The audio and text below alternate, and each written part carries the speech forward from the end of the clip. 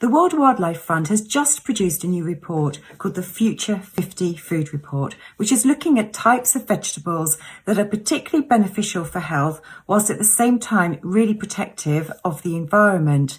I've gone through this list and I've identified lots of different types of vegetables that we could incorporate into our diet that are much better for the environment and really healthy.